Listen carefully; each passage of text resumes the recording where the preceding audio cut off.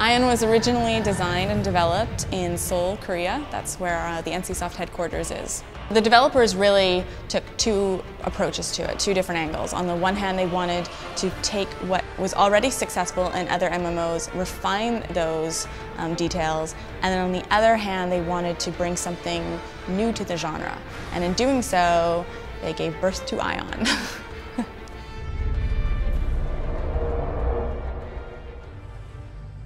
From what we've seen, it has basically shattered every record in Korea. It's been received really, really well, and the fans love this game. And so we're really excited to bring it over and introduce it to the West Territory. We really think that the players are going to love it. It's more of a polished game that people will enjoy in a beautiful setting that you want to actually live in. It's been live in Korea for almost a year now by the time that it launches in the West, and the West market will really benefit from that because it's had a year of balancing and updates that will be implemented. From the beginning, Aion was designed for a global audience. Aion adopted a global mindset not only in gameplay but also in other components of the game, such as its visuals, which were designed to embrace both East and West.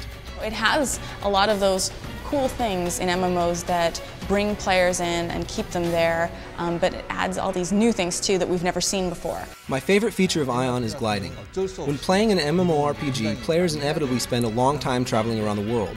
Gliding gives characters a different movement option and another perspective to view the world.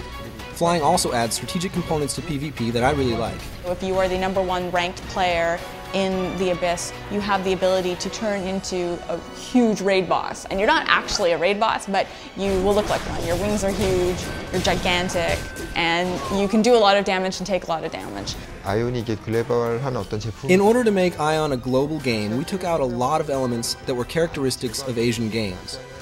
For example, Asian gamers usually prefer more cute and handsome characters. Asian heroes would never have bulky looking heroes and swinging this axis. But a lot of those barriers are now starting to break down.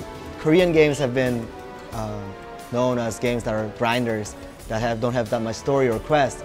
But Aion has implemented so many stories, so many quests, and so many storytelling strategies that it makes you just part of the game. This world is very much alive, and it reacts to the things that players do in-game. For example, if you are in the Abyss and you are attacking a fortress, then that may or may not trigger the Balor to come in, the AI-controlled faction.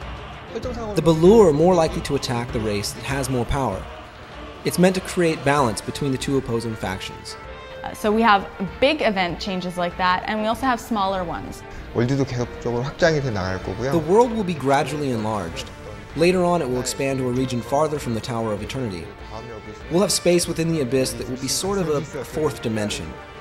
There's constant debate and constant discussion about how the game should change and how it should develop.